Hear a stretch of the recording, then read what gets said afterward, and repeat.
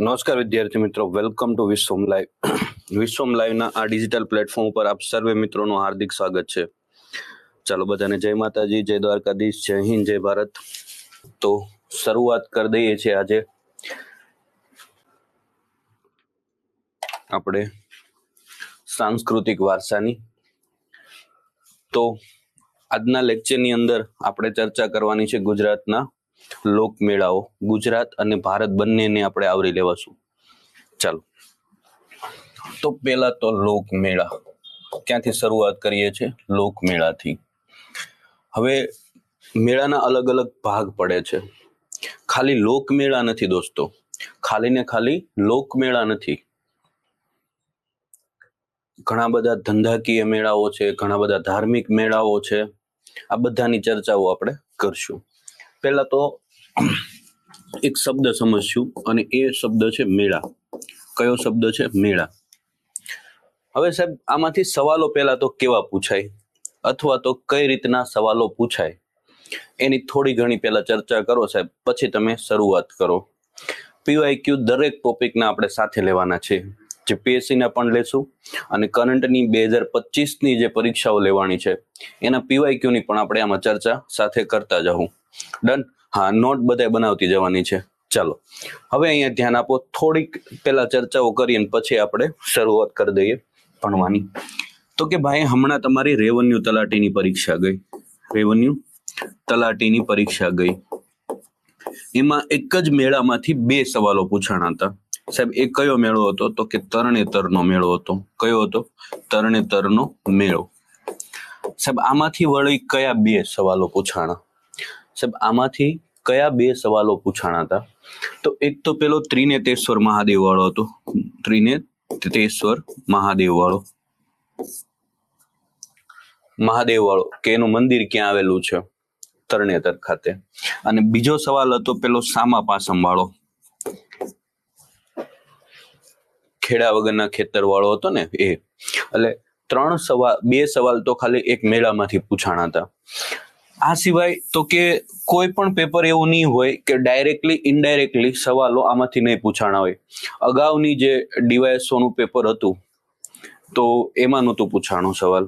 એના પહેલા એસટીઆઈ નું પેપર હતું તો એમાં સવાલ પૂછાણો હતો. એના પહેલા જીપીએસસી નું પેપર હતું તો એમાં સવાલ પૂછાણો હતો. મતલબ મેળામાંથી 1-2 સવાલ ફાઇનલી પૂછાય જ છે. એનો મતલબ કે આપણે મેળાને વ્યવસ્થિત કરવા પડે.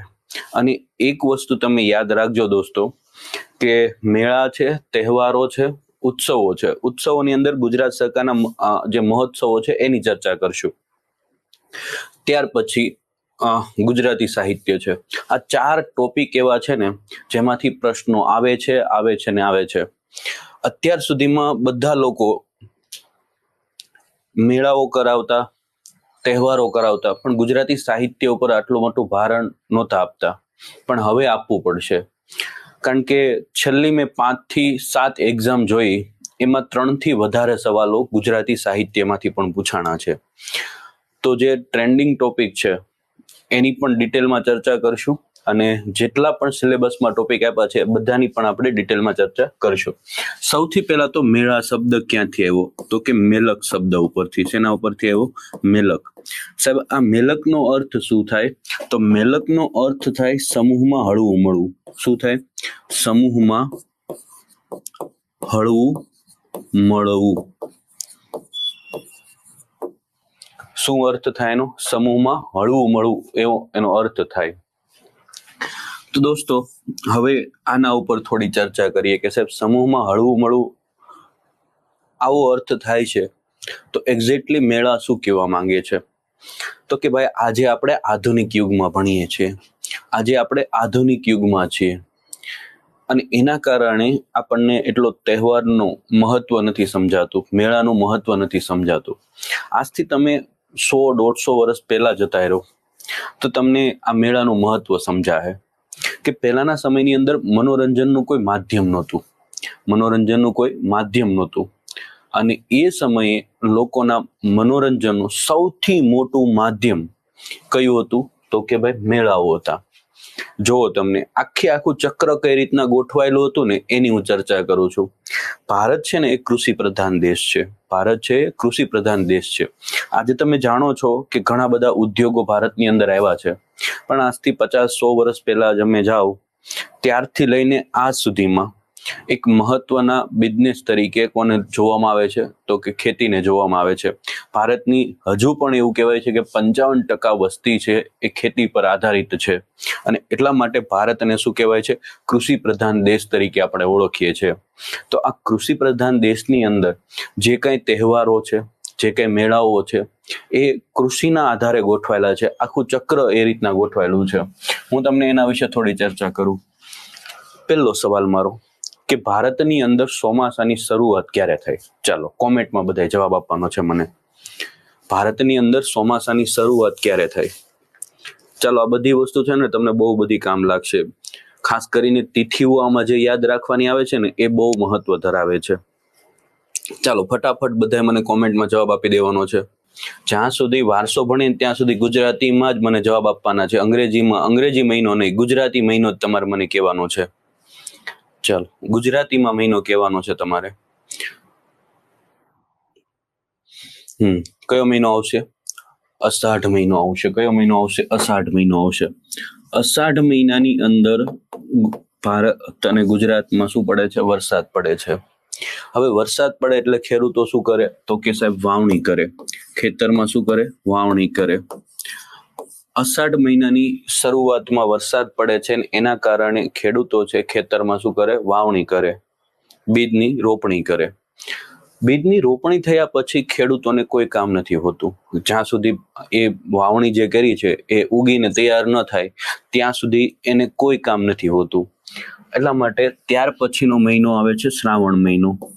કયો મહિનો આવે છે? અષાઢ પછી કયો મહિનો આવે? શ્રાવણ મહિનો. જો આ મહિનાની અંદર ખેડૂતો ફ્રી હોય છે. આ અષાઢ મહિનાની અંદર ખેતીનું કામ ભારે કામ છે. એ ભારે કામ કર્યું એના કારણે એ લોકો ફ્રેશ થવા માટે આ શ્રાવણ મહિનામાં શું કરે છે ભાઈ? તહેવારોની અને મેળાઓની ઉજવણી કરે છે. એટલે તમે જોજો કે ભાઈ આ ગુજરાતમાં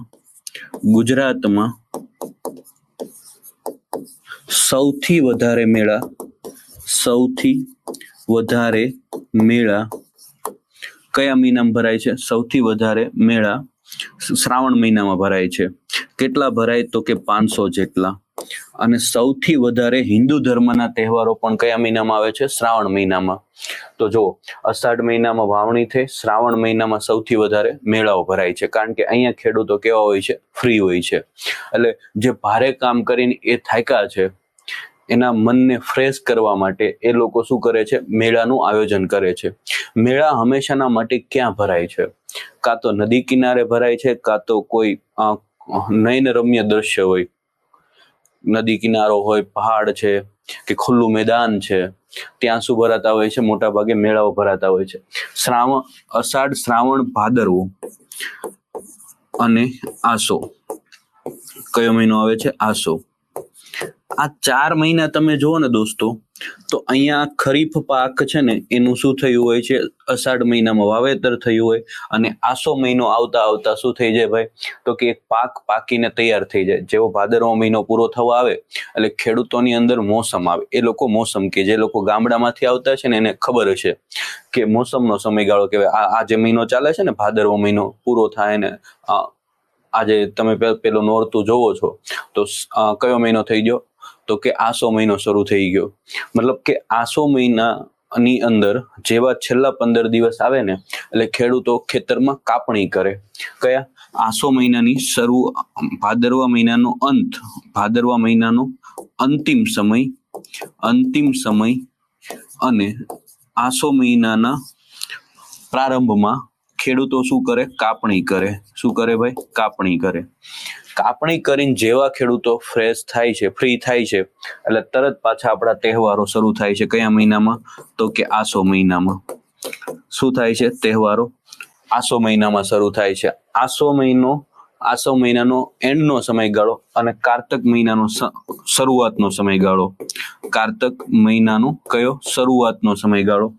આ સમય દરમિયાન એ મોટા ભાગના તહેવારોની ઉજવણી કરે. મતલબ જો ભાદરવા મહિનામાં મેળા ભરાય, આસો મહિનામાં ભરાય, કારતક મહિનામાં મેળા ભરાય. પછી કારતક મહિનાના એન્ડના સમયગાળામાં એ રવિ પાકની વાવણી કરે. કારતક, માક્ષર, પોષ અને મહા. કારતક, માક્ષર, પોષ અને મહા. માક્ષર, પોષ અને મહા મહિનો.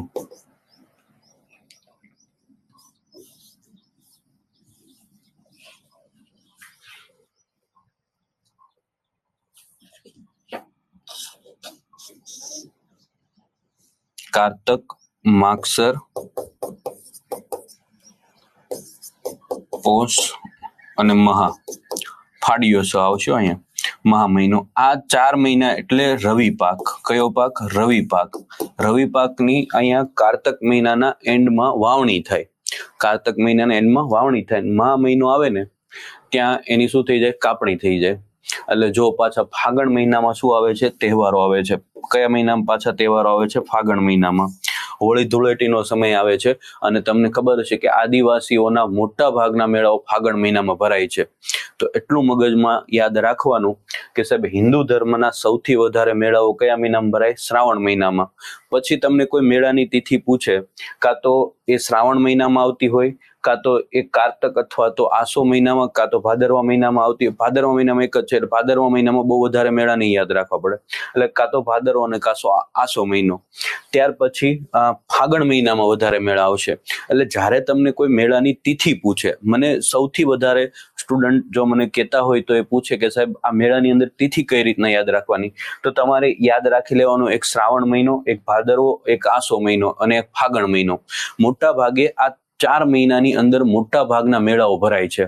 અહીંયા રવિ પાકની કાપણી થઈને તૈયાર થઈ ગયો હોય છે પાક, અને ત્યાર પછી પાછા તહેવારોની શરૂઆત થાય અને પછી ઉનાળામાં છૂટા સવાયા શું આવે છે? તહેવારો આવે છે. તો જુઓ તમે, આખું ચક્ર છે એ કોના આધારે ગોઠવાયેલું છે? કૃષિના આધારે ગોઠવાયેલું છે.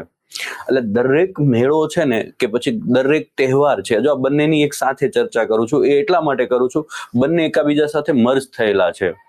સમજ પડી? એટલે આ વસ્તુ બંને કૃષિ પર આધાર રાખે છે. ક્લિયર? તો આ ચક્ર તમને સમજાણું છે કે કઈ રીતના મેળાઓ ભરાતા હોય છે. હવે સાહેબ મેળાનું મહત્વ શું છે એના માટે હું તમને એક સારામાં સારું ઉદાહરણ આપું છું. પન્નાલાલ પટેલનું નામ તમે સાંભળ્યું છે? પન્નાલાલ પટેલ. પન્નાલાલ પટેલ એટલે સાહિત્ય જગતનો ચમત્કાર કહેવાય. માત્ર 2 ચોપડી ભણેલા હતા અને એને એક કૃતિ લખી છે, મળેલા જીવ. કઈ કૃતિ લખી છે? મળેલા જીવ કૃતિ લખી છે. એમાં 2 પાત્રો છે, એક કાનજી અને બીજું પાત્ર છે જીવી ની પ્રેમ કથા છે. પન્નાલાલ પટેલ વિશે થોડી વાત કરું કે જેથી કરીને કદાચ તમને સાહિત્યની દ્રષ્ટિએ કોઈ સવાલ પૂછાય તો તમને તકલીફ પન્નાલાલ પટેલમાંથી પૂછાય તો ના પડે. ધીમે ધીમે કટકે બધા સાહિત્યકારોની ચર્ચા કરશો ને એટલે તમને એકબીજાની સાથે યાદ રહી જાય. કોઈ પણ વસ્તુ યાદ રાખો ને તો એકબીજા સાથે જોડી દેવાનું જેથી કરીને આપણે સરળતાથી યાદ રહે. એટલે ઘટના એવી છે દોસ્તો કે પન્નાલાલ પટેલ એટલે સાહિત્ય જગતનો ચમત્કાર, માત્ર 2 થી 5 ચોપડી ભણેલો. જો જીવનમાં વ્યક્તિ છે ને દ્રઢ નિશ્ચય કરે ને કે મારે કંઈક કરવું છે તો એ વ્યક્તિ કરી શકે. જીવન એની બહુ ખરાબ પરિસ્થિતિમાં પસાર થયેલું છે. માતા પિતા મૃત્યુ પામ્યા હોય છે, એના ભાઈઓના આછરા હેઠળ મોટા થયા હોય છે. ત્યાર પછી એવું કહેવાય છે કે ઈડનના મહારાજા છે એની તેજસ્વીતા જોવે છે, એનો કંઠ જોવે છે અને એને ઈડરની એક શાળાની અંદર શાળાની અંદર શિક્ષણ માટે દાખલ કરે છે. ઈડનની શાળામાં એની મુલાકાત ઉમાશંકર જોશી સાથે થાય છે. બંને બાળપણના મિત્રો કહો કે બંને સહઅધ્યાયી કહી શકો તમે. થોડોક સમય સુધી એ એજ્યુકેશન લે છે પણ પરિસ્થિતિ બહુ ઘરની વીક હતી. ઈડનના મહારાજા હતા, એને શિક્ષણ તો ફ્રી કરી દીધું પણ રહેવા જમવા માટેના પૈસા એની પાસે હતા નહીં. થોડા સમય પછી શિક્ષણ છોડી દે છે. ત્યાર પછી નાની નોકરીઓ કરે છે. હવે જોજો કેવી નોકરી કરે છે અને કેવી પરિસ્થિતિમાંથી આજે આપણે એને યાદ કરીએ છીએ. એ શિક્ષણ છોડ્યા પછી પોતાના ગામ પાસા જાય છે અને ત્યાં થોડો સમય સુધી એના ભાઈઓ સાથે ખેતીમાં રહે છે. દુકાળ જેવી પરિસ્થિતિ બને છે એટલા માટે પોતાનું ગામ છોડે છે. રાજસ્થાનની પાસે આવેલું છે ડુંગરપુર, અને ત્યાં એમનો જન્મ થયેલો. એટલે પછી પાછા એ આવે છે અમદાવાદ. અમદાવાદ છે એ કોલસાની જે ફેક્ટરી હતી, એ કોલસાની ફેક્ટરીમાં કામ કરતા. ક્યાં કામ કરતા? કોલસાની ફેક્ટરીની અંદર કામ કરતા. ત્યાંથી પછી કંટાળે છે અને નોકરી છોડી દે છે અને ફરી પાછા ડુંગરપુર થાય છે. જે કઈ પૈસા કમાણા હતા ને એ બધાનું ઇન્વેસ્ટ કરી અને એના તે ગામની પાસે એ શું કરે છે, એક નાનકડી એવી કપડાની દુકાન ચાલુ કરે છે. પણ એમાં એને કઈ બહુ સફળતા મળતી નથી. જે કઈ કમાણા હતા એ ત્યાં એને ગુમાવી દીધું. અને ત્યાર પછી ફરી પાછા એ આવે છે અમદાવાદ. અમદાવાદ આવે છે અને દારૂનો જે અડ્ડો હોય ને એમાં નોકરી કરતા. દારૂનો જે અડ્ડો, કોલો કે એને ઘણા બધી વખત તળપદો શબ્દ છે, તો એની અંદર એ શું કરતા તો કે કામ કરતા. સમજો કેવી પરિસ્થિતિ મેં કામ કરી. ફરી પાછો થોડો સમય નોકરી કરે છે, ફરી પાછા કંટાળે, ફરી પાછા વતન જાય છે, ફરી પાછા આવે છે અમદાવાદને પેપર ફેંકવાનું કામ કરે છે. અને એ સમય દરમિયાન પેપરમાં એક એડ જોવે છે કે ઉમાશંકર જોશી છે એ સાહિત્ય પરિષદના કામથી ક્યાં આવે છે ભાઈ? તો કે ગુજરાતમાં આવે છે. અને પહેલી વખત ગુજરાત વિદ્યાપીઠ ખાતે પન્નાલાલ પટેલ છે ઉમાશંકર જોશીને મળે છે. હવે બાળપણના સાથીઓ હતા, બંને એકાબીજાને મળે છે, બંને ચા પીવે છે. એટલે ઉમાશંકર જોશી પૂછે છે શું કરે છે? તો કે નાની મોટી નોકરી કરું છું. એટલે પન્નાલાલ પટેલ ને ઉમાશંકર જોશી એવું કીધું કે ભાઈ તું લખવાનું ચાલુ કર. એમ જો એક સારો મિત્ર શું કરી શકે એની વાત કરું છું. તું લખવાની શરૂઆત કર, જ્યાં તારે જરૂર પડે ત્યાં હું તને સપોર્ટ કરી. ઉમાશંકર જોશી મુંબઈ રહેતા હતા એટલા માટે એમની સાથે ચર્ચા વિચારણા એમને કરવી હોય તો થોડી તકલીફ થતી. આધુનિક આજે જેવા મોબાઈલ ફોન કેવું કઈ હતું નહીં. એટલા માટે એને મુલાકાત કરી સુંદરમ સાથે, ત્રિભુવનદાસ લુહાર સાથે. અને એવું કહેવાય છે કે ત્રિભુવનદાસ લુહાર એ કાવ્યો લખતા. એટલે પન્નાલાલ પટેલે શરૂઆતમાં કાવ્યો લખવાની શરૂઆત કરી, એમાં એને નિષ્ફળતા મળી. પછી એક સાથે 8 નવલકથા લખવાની શરૂઆત કરી, એમાં એને મજા ના આવી, બધી રિજેક્ટ કરતા સુંદરમ. અને પછી એને એક સ્ટોરી લખી મળેલા જીવ, કાનજી અને જીવીની પ્રેમ કથા. કે ગામડાના બે હાવ સામાન્ય લોકો છે, એક જ ગામના બે વ્યક્તિઓ કલેશ્વરીના મેળામાં જાય છે. કયા મેળામાં જાય છે? કલેશ્વરીના. મેળાનું નામ યાદ રાખજો, કલેશ્વરીનો મેળો. મહીસાગર જિલ્લામાં ભરાય છે. કલેશ્વરીનો મેળો ક્યાં ભરાય છે? મહીસાગર જિલ્લામાં ભરાય છે. અને એક કલેશ્વરીના મેળામાં જાય છે અને ત્યાં એ મેળે એક કાનજી અને જીવીના મન મળે છે. બંને વચ્ચે પ્રેમ પાંગરે છે, પણ બંનેની કાસ્ટ અલગ છે. બંનેને ખબર હતી કે આ જીવનમાં તો આપણે એકબીજાના થવાના નથી. સમય ધીમે ધીમે વીતે છે, મેળો પૂરો થાય છે, પોતાના ગામ જાય છે. પણ આવી વાત હોય ને ગામમાં ફેલાતા વાર ન લાગે. ગામમાં વાત ફેલાય છે. એ જીવીના પિતા છે, એ જીવીના લગ્ન છે એના જ ગામના, એની જ જ્ઞાતિના અન્ય યુવક સાથે કરાવી દે છે. હવે જ્યારે તમારા ગામમાં આવી કંઈક વાતો ચાલતી હોય પછી તમારો સંસાર કઈ બરાબર ચાલે નહીં. એ જીવીનો પતિ છે એને ખૂબ ત્રાસ આપતો હોય છે. આ ત્રાસ છે એ કોનાથી સહન નથી થતો? તો કે કાનજીથી સહન નથી થતો. અને એ કાનજી છે એ શું કરે છે ભાઈ? તો કે પોતાનું જે ગામ હતું, પોતાનું જે વતન હતું, માતૃભૂમિ હતી, એ છોડી અને શહેરમાં જતો રહે છે. અને ત્યાર પછી એ વ્યક્તિ શહેર જતો રહે છે, એનો વિયોગ છે એ જીવીથી સહન નથી થતો અને જીવી મેન્ટલ થઈ જાય છે. અને એ થોડા સમય પછી એ જ્યારે કાનજી પાછો આવે છે અને ખબર પડે છે કે જીવી મેન્ટલ થઈ ગઈ છે, એના પતિ એને તરછોડી દીધી છે. અને ત્યાર પછી એવું કહેવાય છે કે મેન્ટલ જીવી સાથે એ કાનજી છે લગ્ન કરે છે. અદ્ભુત સ્ટોરી. પેલા તો અમુક છાપાવાળાએ, ખાસ કરીને રાવી પાઠક છે, એના સામયિકમાં છાપવાની ના પાડી દીધી. અને ઝવેરચંદ મેઘાણીને જ્યારે આ સ્ટોરી મળે છે અને એને છાપી, લોકો એના દીવાના થઈ ગયા. અદ્ભુત સ્ટોરી હતી, કારણ કે આ એક ગામની કથા હતી, પણ ગામે ગામ આવા શું બનતા હતા? પ્રસંગો બનતા હતા. અને એ જે સ્ટોરી છે ને મેળાનું મહત્વ દર્શાવે છે. તો લોકો છે એ સમયે, તમને ખ્યાલ છે કે આજે આધુનિક યુગ આવી ગયો ભાઈ. તમને કોઈ વ્યક્તિ કે વસ્તુ પસંદ આવી તો તમે ઓનલાઈન ઓર્ડર કરી શકો છો, અથવા તો કોઈ વ્યક્તિ પસંદ આવી તો ઇન્સ્ટા કે ફેસબુકમાં કે સ્નેપચેટમાં, આવે તો નવું આવ્યું, તમે શું કરો છો, રિક્વેસ્ટ મોકલો છો અને સામેવાળી વ્યક્તિ જો એક્સેપ્ટ કરે છે તો વાત કેમ આગળ વધે છે. તો આ મેળાનું પણ એવું મહત્વ હતું દોસ્તો કે આદિવાસી મેળાઓ તમે જ્યારે ભણશો ને ત્યારે એમાં પાન ખાવાની પ્રથા આવશે. તમે કોઈ વ્યક્તિને પાન ઓફર કરો છો ને તમારું પાન સ્વીકારે છે તો એનો મતલબ એવો થયો કે ભાઈ હવે એને આપણામાં થોડો ઇન્ટરેસ્ટ છે.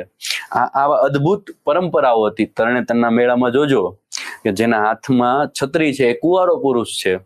એટલે આવી અદ્ભુત વ્યવસ્થાઓ તમને શેમાં જોવા મળતી? મેળાઓની અંદર જોવા મળતી. મતલબ લોકો અહીંયા સમૂહમાં મળતા અને ભેગા થતા.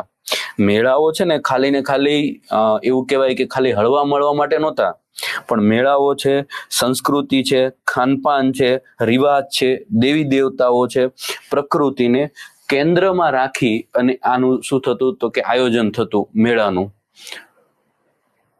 સમજ પડી? એટલે મેળો છે ખાલી મેં તમને ઉદાહરણ આપ્યું એના માટે નહોતો. એનું કંઈક ધાર્મિક મહત્વ હતું, એનું કંઈક ધંધાકીય મહત્વ હતું, એનું કંઈક ને કંઈક અલગ રીતે મહત્વ ધરાવતા હતા અને એટલા માટે મેળાઓનું આયોજન થતું. મેળા શબ્દ છે એ સંસ્કૃત ભાષામાં એને સંસ્કૃતમાં શું કહે છે? મેલક કહે છે. અલગ ભાષામાં એને અલગ નામથી ઓળખવામાં આવે. જેમ કે તમે ઇંગ્લિશમાં એને શું કહો છો ભાઈ? તો કે ફેર તરીકે ઓળખો છો. ત્યાર પછી એને તમે હિન્દીમાં મેલા તરીકે ઓળખો છો. કયા નામથી ઓળખો છો? મેલાના નામથી ઓળખો છો. તમે આ જ વસ્તુને એટલે કે ભાઈ મરાઠીમાં પણ એને શું કહેવામાં આવે છે? મેળા કહેવામાં આવે છે. મેળાને બીજા કયા નામથી ઓળખવામાં આવે સાહેબ? તો કે મેળાને જાત્રા પણ કહેવામાં આવે છે. શું કહેવામાં આવે છે? જાત્રા પણ કહેવામાં આવે છે. શું કહેવામાં આવે છે? જાત્રા તરીકે પણ આપણે ઘણી બધી વખત ઓળખતા હોય. મતલબ કે ભાઈ અલગ નામથી મેળાને ઓળખવામાં આવે છે. તો સાહેબ અહીંયા તો આટલી ખબર પડી કે સાહેબ મેળા છે એ એક એવું કહેવાય કે એ સમયના લોકોનું શું હતું? જરૂરિયાત હતી. શું હતી ભાઈ? જરૂરિયાત હતી. સમજ પડી? ચાલો અહીંયા સુધીમાં કોઈ પ્રશ્ન હોય તો પૂછી લો, પછી આપણે આગળ વધીએ. અહીંયા સુધીમાં કોઈ તમને પ્રશ્ન હોય તો પૂછી લો, પછી આપણે આગળ વધીએ. ચાલો ફટાફટ થોડુંક ઉતાવળ રાખીને મને જવાબ આપો એટલે આપણો સમય ના બગડે. સર ઈ ટાઈમમાં બી લવ મેરેજ થતા? હા થતા. ઈ ટાઈમમાં જો ગાંધર્વ લગ્ન કહેતા, દેવોના સમયથી ચાલુ આવે છે. ભગવાન કૃષ્ણ છે ને, ભગવાન કૃષ્ણ એમના બહેન સુભદ્રાજી અને એમના લગ્ન કોની સાથે થયા હતા? મને કોમેન્ટમાં જવાબ આપો. ભગવાન કૃષ્ણએ ખુદે શું કરેલા છે ભાઈ? પ્રેમ લગ્ન કરેલા છે કે એમને ભવનાથના મેળામાંથી રૂકમણીજી છે એનું અપહરણ કર્યું હતું. એમની સાથે એમણે લવ મેરેજ કરેલા ક્યાં? માધવપુર ખાતે, જ્યાં માધવપુરનો મેળો ભરાય છે. હવે ચાલો મને એક વખત એવું કહીજો કે ભાઈ આવો સવાલ તમને પૂછાય કે ભગવાન કૃષ્ણના બહેન સુભદ્રાજીનું કઈ જગ્યાએથી અર્જુને અપહરણ કર્યું હતું અને ત્યાર પછી એમની સાથે લગ્ન કરેલા? ચાલો ફટાફટ કહીજો ભાઈ. ચાલો ફટાફટ જવાબ આપી દો ભાઈ. જો પર્વત પૂછે ને તો રેવત પર્વત આવશે અને ગિરનાર જુનાગઢના અંદર ભરાતા ભવનાથના મેળામાંથી એમની સાથે લગ્ન કરવા માટે બંને લોકો ભાગી ગયા હતા અને ફરી પાછા એમના લગ્ન પણ અહીંયા જુનાગઢ ખાતે થાય છે. એટલે તમને સવાલ કદાચ આ પણ પૂછાઈ શકે. એટલે ભવનાથનો મેળો છે ને બહુ પૌરાણિક મેળો છે, એની ચર્ચા આપણે કરશું. ક્લિયર છે? ચાલો અહીંયા સુધી બધાને ડન છે. હવે થોડુંક આપણે આગળ વધીએ. ચાલો હવે થોડીક બીજી ચર્ચાઓ કરીએ કે સાહેબ આ મેળાઓ છે તો એકાદ બે મેળાઓ જ ભરાય છે? ના દોસ્તો, આખા વર્ષ દરમિયાન એટલે કે ભાઈ 365 દિવસ તમે ગણી શકો તો કે ભાઈ કુલ મેળાઓ કેટલા ભરાય છે? તો કુલ મેળાઓ છે કેટલા? અંદાજે 1600 જેટલા. કુલ મેળાઓ કેટલા? આવો સવાલ તમને પૂછે તો કુલ મેળાઓની સંખ્યા છે કેટલી? તો કે ભાઈ 1600 જેટલા. આ અંદાજિત આંકડો છે. કેવો છે ભાઈ? અંદાજિત આંકડો છે. તમને હંમેશાના માટે અંદાજિત આંકડો જ પૂછશે. શું પૂછશે ભાઈ? અંદાજિત આંકડો જ પૂછશે. તમને કોઈ દિવસ પરફેક્ટ આંકડો નહીં પૂછે. કેમ સાહેબ પરફેક્ટ આંકડો નહીં પૂછે? તો એની પાછળનું કારણ છે કે અમુક મેળાઓ છે ને 12 વર્ષે ભરાતા હોય. કેટલા વર્ષે ભરાતા હોય છે? 12 વર્ષે ભરાતા હોય છે. તો એ મેળાને જો તમે ગણો તો આંકડો વધી જાય, ન ગણો તો આંકડો ઘટી જાય. હા, જો તમને અમુક બુકની અંદર લખેલું છે કે 1521 નો આંકડો, પણ આ 1521 નો આંકડો કોઈ દિવસ પૂછાશે નહીં. 1521 નો આંકડો કોઈ દિવસ તમને પૂછશે નહીં, કારણ કે પરફેક્ટ આંકડો ન આપી શકાય. પરફેક્ટ આંકડો ન આપી શકાય કારણ કે મેં તમને કીધું કે અમુક મેળાઓ 18 વર્ષે પણ ભરાય છે અને અમુક મેળાઓ છે 12 વર્ષે પણ ભરાય છે, અને ગણીએ કે ન ગણીએ એ મોટો પ્રશ્ન છે. હવે અહીંયા જોવું, સૌથી વધુ કયા ધર્મના, સૌથી વધુ કયા ધર્મના, આવો સવાલ તમને પૂછાય, ધર્મના મેળા ભરાય. ચાલો, આનો સવાલ બહુ સરળ છે, આનો જવાબ બહુ સરળ છે. કયો ધર્મ આવે? હિન્દુ ધર્મ આવે. સૌથી વધુ ધર્મના કે તો કયો ધર્મ આવશે? હિન્દુ ધર્મ. 1293 મેળા કોના? હિન્દુ ધર્મના. હિન્દુ ધર્મના કેટલા કીધા? 1293 જેટલા મેળા ભરાય. ના, આ ખાલી આ આંકડો જે મેં કીધો ને 1600 ને 1521, આ ખાલી ગુજરાતની વાત કરી. કોની વાત કરી? ગુજરાતની વાત કરી કે ગુજરાતની અંદર ખાલી ને ખાલી આ મેળાઓ ભરાય છે, ભારતની વાત નથી. હા, હું સમજાવું છું કેમ 100 ને કોણ કેમ 1600 થાય છે, સમજાવું છું. જો આગળ વાત કરું, બીજા નંબરે કોણ આવશે? તો કે ઇસ્લામ ધર્મના. ઇસ્લામ ધર્મના તમને પૂછે તો કેટલા આવશે ભાઈ? તો કે 175 જેટલા મેળા ભરાય છે. અહીંયા હું ખાલી હિન્દુ લખી દઉં, સૌથી વધુ તમને ખબર પડી જશે. કયા ધર્મના? હિન્દુ ધર્મના. હિન્દુ ધર્મના કેટલા આવશે? તો કે ભાઈ 1293 આવશે. હવે સાહેબ જૈન ધર્મના, તો કે જૈન ધર્મના તમને પૂછે તો 21 જેટલા મેળા ભરાય છે. આખા વર્ષ દરમિયાન જૈન ધર્મના કેટલા મેળા ભરાય છે? તો 21 જેટલા મેળા ભરાય છે.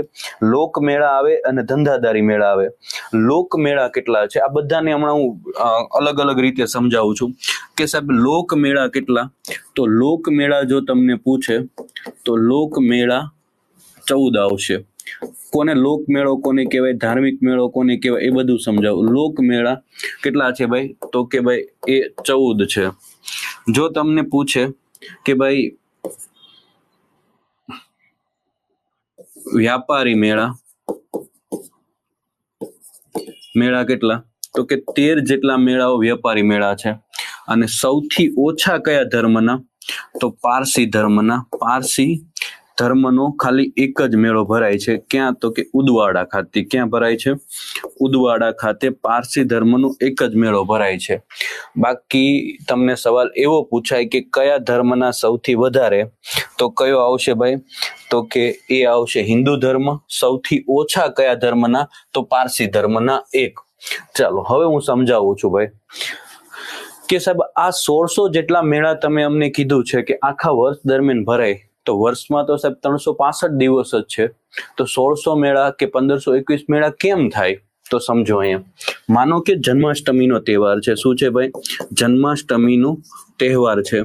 તો આ જન્માષ્ટમીના તહેવારના દિવસે ખાલી ને ખાલી માનો કે ગાંધીનગરમાં જ મેળો નથી ભરાતો, ગાંધીનગરમાં પણ ભરાય છે, દ્વારકામાં પણ ભરાય છે, સુરતમાં પણ ભરાય છે, પછી પોરબંદરમાં પણ ભરાય છે, ડાકોરમાં પણ ભરાય છે, પછી દરેક જિલ્લામાં કે દરેક તાલુકાની અંદર ભરાતા હોય. મતલબ કે ભાઈ જો એક જ દિવસમાં મેં તમને અહીંયા 5 થી 6 સ્થળો બતાવી દીધા, સમજ પડી? 5 થી 6 સ્થળ બતાવી દીધા, તો એક જ દિવસે મલ્ટિપલ જગ્યાએ મેળાઓ ભરાતા હોય છે, અને એટલા માટે 1600 જેટલા મેળા થાય છે. સમજ પડી ભાઈ? ચાલો, તો હવે સાહેબ સવાલો કેવા પૂછાય? જેમ કે તમારી ગ્રુપ હમણાં રેવન્યુ તલાટીની મેન્સની પરીક્ષા છે, તો એમાં 1 લાઇનર ક્વેશ્ચન છે. સવાલ પૂછાય કે ભાઈ ગુજરાતમાં અંદાજે કુલ કેટલા મેળા ભરાય? આ 1 લાઇનર ક્વેશ્ચન થઈ ગયો. 1600 જેટલા ભરાય. તમને એવો સવાલ પૂછાય કે ભાઈ આ ગુજરાતમાં સૌથી વધુ કયા ધર્મના? તો હિન્દુ ધર્મના 1293, ઇસ્લામ ધર્મના 175. આમ યાદ રાખવાનું. ગુજરાતમાં સૌથી વધુ વસ્તી કોની? તો કે ભાઈ હિન્દુઓની જ છે. તો ઓબ્વિયસ છે કે એના મેળાઓ સૌથી વધુ કોના આવશે? તો કે હિન્દુ ધર્મના. ત્યાર પછી બીજા નંબરે કોની વસ્તી આવે? તો કે ભાઈ ઇસ્લામ ધર્મની, તો 175. બીજા નંબરે એના.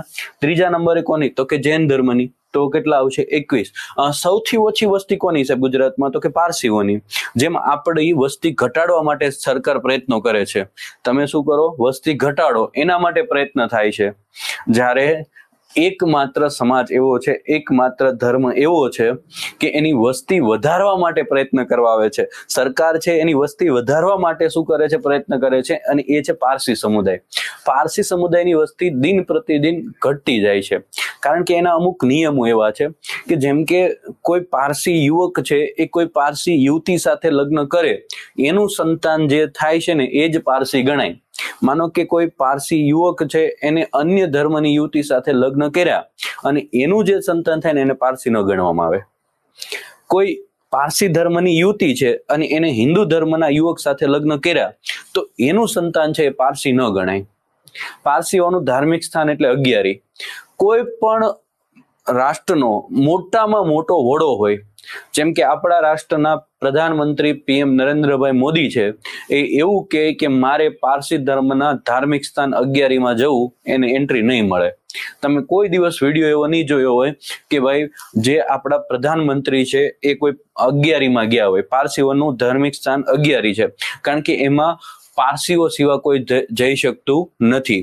બીજી વાત કરું તો કે પારસીઓની જેમ કેમ આપણામાં હિન્દુઓમાં કોઈ વ્યક્તિ મૃત્યુ પામે તો એમને અગ્નિ સંસ્કાર આપવામાં આવે, ઇસ્લામ ધર્મની અંદર શું તો કે એને દફનાવવામાં આવે. તો પારસી ધર્મની એક મુખ્ય વિશેષતા એ છે કે એના શબને હકીકતમાં દફનાવવામાં નથી આવતો, અગ્નિ સંસ્કાર પણ નથી આવતો.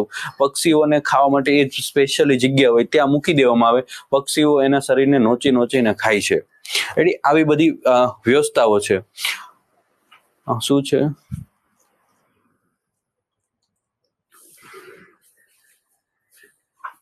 ના, ધર્માંતરણ કરીને પણ ઓન પેપર તમે પારસી બની જાઓ, ઓન પેપર બની જાઓ, પણ તમે પેલાની દ્રષ્ટિએ ધાર્મિક રીતિ રિવાજો પ્રમાણે તમે પારસી ના ગણાવ. ચાલો, પછી ઇસ્લામ ધર્મના 175, જૈન ધર્મના 21 અને સૌથી ઓછા કે તો પારસી ધર્મના. ડન. હવે સૌથી વધુ કયા મહિનામાં સૌથી વધુ મેળા ભરાય? ચાલો, તો આ મહિનો પૂછે તો સૌથી વધુ મેળા કયા મહિનામાં? શ્રાવણ મહિનામાં આવશે. સાહેબ આંકડો આપી દો સાથે, તો 500 નો આંકડો છે. સમજ પડી? ત્યાર પછી સવાલ તમને પૂછાય કે કયા જિલ્લામાં સૌથી વધારે, કયા જિલ્લામાં સૌથી વધુ મેળા ભરાય? સૌથી વધુ મેળા ભરાય તો એ આવશે સુરત જિલ્લો. કયો આવશે? સુરત. સબ કેટલો આંકડો છે? 159 નો આંકડો છે. પછી સવાલ પૂછાય કે ભાઈ સૌથી ઓછા કયા જિલ્લામાં? સૌથી ઓછા મેળા કયા જિલ્લામાં? તો એ આવશે સુરત. કયો આવશે? સોરી, સુરત શું, ડાંગ. કયો આવશે? ડાંગ આવશે. ડાંગની અંદર કેટલા મેળા ભરાય? 7 મેળા ભરાય. કેટલા મેળા ભરાય? 7 મેળા ભરાય છે. ડન. જો આટલી આ બેઝિક માહિતી થઈ છે ની તો કે મેળાઓની, આટલું તમારે યાદ રાખવું પડશે. શું યાદ રાખવું પડશે ભાઈ? આટલું તમારે યાદ રાખવું પડશે. ડન. હવે બીજી થોડીક ચર્ચાઓ કરું. શું કરું? થોડીક બીજી ચર્ચાઓ કરું. સાહેબ શું બીજી ચર્ચાઓ કરો છો તમે? તો બીજી ચર્ચા એવી છે દોસ્તો કે આ જે મેળાઓ છે ને એમાં અમુક મેળાઓ ધાર્મિક મેળાઓ તમને મેં કીધા. હવે જો અહીંયા મેં તમને લોકમેળા શબ્દ વાય, જે મેળો છે એ માત્ર મનોરંજન માટે હોય. શેના માટે હોય? મનોરંજન માટે હોય. કેના માટે હોય? જે મેળો માત્ર મનોરંજન માટે હોય તો એને શું કહેવાય ભાઈ? લોકમેળો કહેવાય. જે મેળો છે એ વેપાર માટે મહત્વનો હોય છે. શેના માટે હોય? વેપાર માટેનો મેળો હોય, એને વેપારી મેળો અથવા તો ધંધાદારી મેળો કહેવાય. અમુક મેળા છે ધાર્મિક મેળા હોય. કેવા હોય? ધાર્મિક મેળા. કેવા મેળા હોય? ધાર્મિક મેળા હોય. તો આ માત્ર ને માત્ર ધર્મ સાથે જોડાયેલા હોય. કોની સાથે? ધર્મ સાથે જોડાયેલા હોય, તો એને ધાર્મિક મેળા કહેવાય.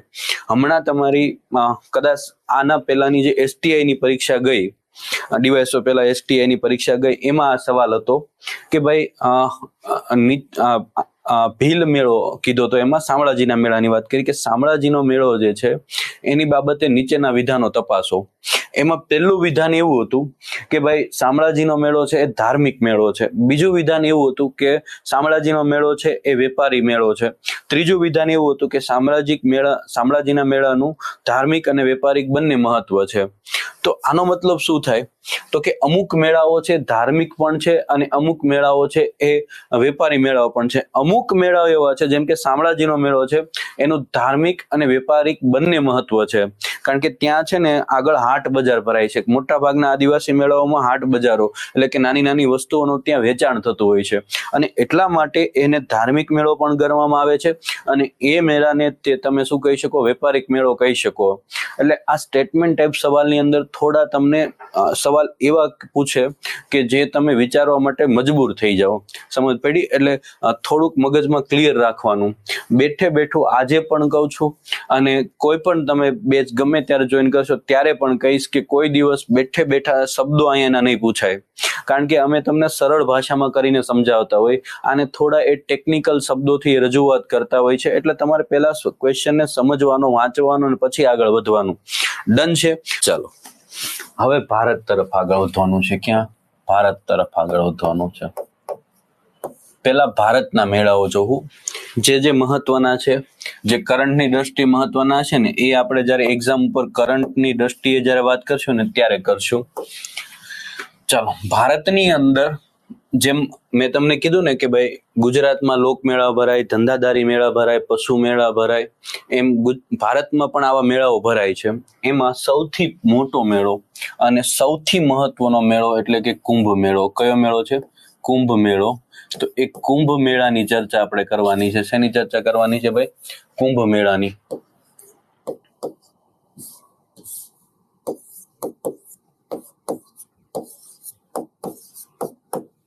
કયો મેળો? કુંભ મેળો. ચાલો તો ચર્ચાઓ ચાલુ કરીએ કુંભ મેળાની. જો કે તમે કુંભ મેળા વિશે ઘણું બધું જાણો છો.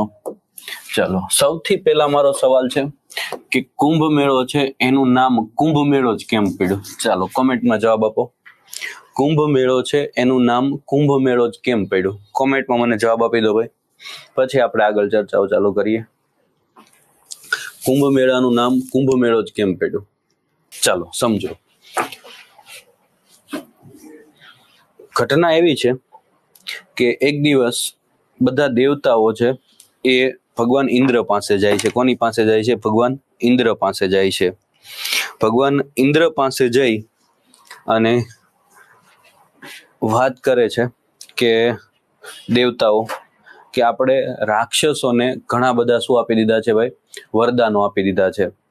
અને રાક્ષસો છે ને ધીમે ધીમે હવે આપણી ઉપર શું થવા માંડ્યા છે? હાવી થવા માંડ્યા છે. શું થવા માંડ્યા છે ભાઈ? હાવી થવા માંડ્યા છે. એનો મતલબ એવો થયો કે ભાઈ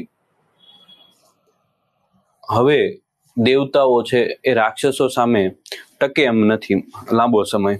જો દેવતાઓને રાક્ષસો સામે ટકવું હોય તો એની પાસે હવે કંઈક એવી વસ્તુ હોવી જોઈએ કે જેથી કરીને દેવતાઓ દાનવોને શું આપી શકે? લડાઈ આપી શકે. મતલબ દાનવો હવે ધીમે ધીમે શક્તિશાળી થતા જાય છે, અને દેવતાઓ છે એની સામે થોડા નિર્બળ સાબિત થઈ રહ્યા હતા. એટલે બધા લોકો કોની પાસે? ભગવાન ઇન્દ્ર પાસે ગયા. કોની પાસે? ભગવાન ઇન્દ્ર પાસે ગયા. અને ભગવાન ઇન્દ્ર છે, ઇન્દ્ર ભગવાન છે, અને એમણે એક રસ્તો બતાવ્યો કે ભાઈ તમે શું કરો? સમુદ્ર મંથન કરો. સમુદ્ર મંથન કરતી વખતે એમાંથી જે અમૃત નીકળે છે એ તમે બધા આરોગી લેજો, એટલે તમને કોઈ પહોંચી વળશે નહીં. શું થાય? તમને કોઈ પહોંચી વળશે નહીં, અથવા તો તમે કેવા થઈ જશો? અમર થઈ જશો. દેવતાઓ કે વાંધો નહીં, તમે કીધું છે તો ઠપકારીએ આપણે, બીજું શું હોય. એટલે પછી ઠપકાર્યું એને. શું ઠપકાર્યું ભાઈ? તો કે સમુદ્ર મંથન કરવાનું નક્કી કર્યું, અને સમુદ્ર મંથન શરૂ થાય છે. સમુદ્ર મંથન, એક બાજુ દાનવો છે, એક બાજુ કોણ છે? દેવતાઓ છે. અને સમુદ્ર મંથનમાંથી ઘણી બધી વસ્તુઓ નીકળી. જેમ કે વિષ નીકળ્યું તો ભગવાન શિવે પોતાના ગળામાં ધારણ કરી લીધું. અંતે એમાંથી શું નીકળે છે? અમૃતનો કળશ નીકળે છે. કળશ, કુંભ. કળશને બીજા શબ્દોમાં શું કહેવાય? કુંભ પણ કહેવાય. અમૃતનો કળશ નીકળે છે. એક કળશ લઈ અને કોણ ભાગે છે? તો કે જયંત. જયંત કોણ હતા ભાઈ? તો જયંત હતા ભગવાન ઇન્દ્રના પુત્ર. ભગવાન ઇન્દ્રના પુત્ર હતા જયંત. અને એક કળશ લઈને ભાગે છે. એની પાછળ દેવતાઓ અને એની પાછળ દાનવો. રેલગાડી જેવી સ્થિતિ થઈ. એટલે જ્યારે આ વ્યક્તિ એટલે કે જે જયંત છે એ કળશ લઈને દોડતા હતા અને ત્યારે એની પાછળ પાછળ દાનવો અને કોણ હતા તો કે ભાઈ દેવતાઓ હતા. અને એ સમયગાળા દરમિયાન એક કળશમાંથી 4 બૂંદ પડે છે. કળશ એટલે કે એને બીજા શબ્દોમાં આપણે શું કહેવું, કુંભ કહેવું. અને એ કુંભમાંથી 4 બૂંદ પડે છે. શું પડે છે? 4 બૂંદ પડે છે. અને એ બૂંદ એક ક્યાં પડે છે? પ્રયાગરાજ ખાતે, જેને આપણે અલ્હાબાદ પણ કહીએ છીએ. પ્રયાગરાજ ખાતે અહીંયા ત્રિવેણી સંગમ થાય છે. આ પ્રયાગરાજ છે એ યુપીમાં આવેલું છે અને અહીંયા શું થાય છે? ત્રિવેણી સંગમ. એટલે એક બૂંદ અહીંયા પડે છે અને એટલા માટે એક જે કુંભ મેળો છે પ્રયાગરાજ ખાતે ભરાય છે. ત્યાર પછી બીજું બૂંદ પડે છે ક્યાં તો કે ઉજ્જૈન. ક્યાં પડે છે? ઉજ્જૈન છે એ મધ્યપ્રદેશમાં આવેલું છે. ક્યાં આવેલું છે? મધ્યપ્રદેશમાં. અને કઈ નદીના કિનારે? શિપ્રા નદીના કિનારે. કઈ? શિપ્રા નદી છે. અને એ શિપ્રા નદીના કિનારે આ જો નદી યાદ રહી જાય તમને, અહીંયા યાદ રાખી લેવાની નદી, તે નદી પણ પૂછે છે. એક બૂંદ ક્યાં પડે છે ભાઈ? ઉજ્જૈન ખાતે. ત્રીજું બૂંદ પડે છે નાસિક ખાતે. ક્યાં પડે છે? નાસિક. અને એ ક્યાં આવેલું છે તો કે મહારાષ્ટ્રમાં આવેલું છે. કઈ નદીના કિનારે? ગોદાવરી નદી. કઈ આવશે? ગોદાવરી નદી આવશે. ગોદાવરી નદીના કિનારે. અને ચોથું બૂંદ પડે છે એ ક્યાં તો કે ભાઈ હરિદ્વાર. કયું આવશે? હરિદ્વાર. ક્યાં આવેલું છે? યુકે. કયું આવશે? યુકે એટલે ઉત્તરાખંડ. અને અહીંયા નદીને યાદ રાખો તો બી ચાલશે. યમુના નદીનું મુખ કહી શકાય, અહીંયા જ છે, પણ એમાં તમે નદીને યાદ રાખો તો ભાઈ ચાલશે. તો જુઓ દોસ્તો, આટલી વસ્તુ તમારે યાદ રાખવાની કે ભાઈ આમાંથી 4 બૂંદ પડે છે, 4 સ્થળોએ પડે: પ્રયાગરાજ, ઉજ્જૈન, નાસિક અને હરિદ્વાર. અને એ 4 જગ્યાએ દરેક સ્થળે દર 12 વર્ષે પ્રત્યેક સ્થળે, અહીંયા હું તમને લખી દઉં, પ્રત્યેક સ્થળે દર 12 વર્ષે, જો મારા શબ્દો યાદ રાખજો, પ્રત્યેક સ્થળે કેટલા વર્ષે તો કે દર 12 વર્ષે. પ્રત્યેક સ્થળે દર 12 વર્ષે.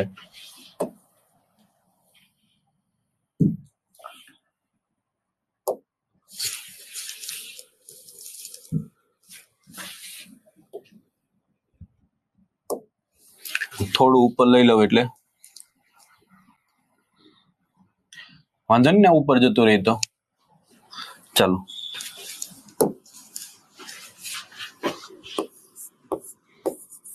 પ્રત્યેક સ્થળે દર 12 વર્ષે ભરાય.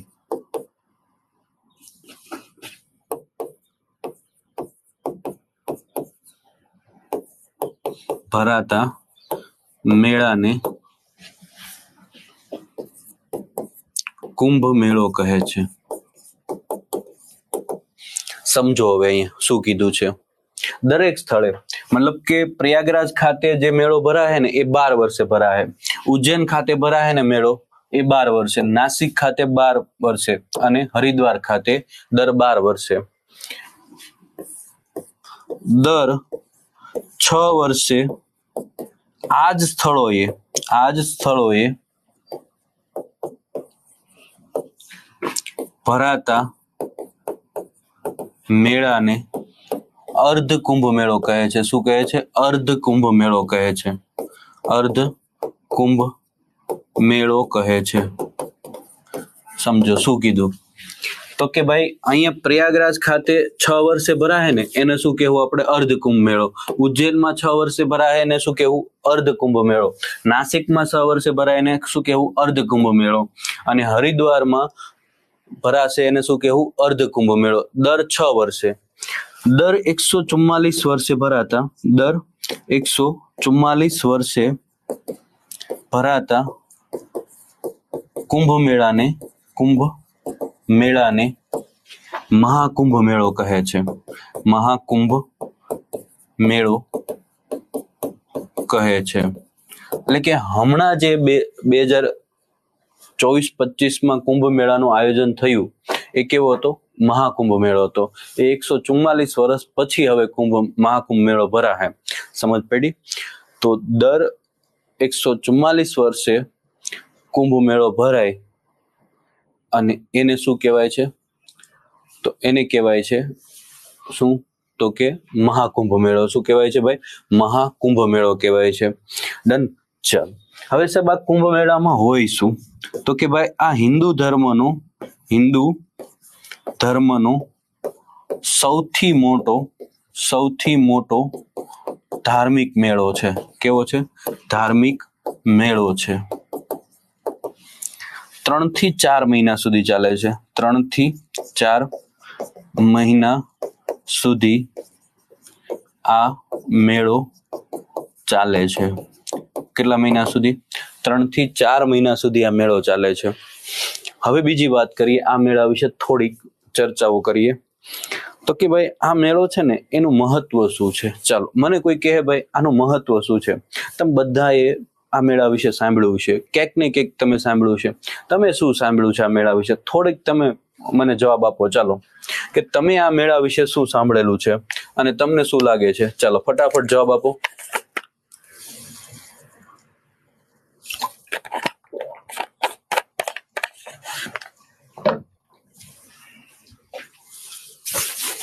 ચાલો ફટાફટ.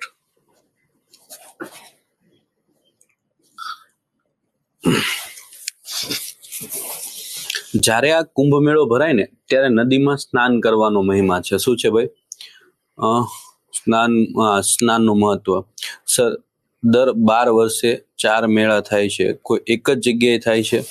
દર 12 વર્ષે 4 મેળા થાય છે.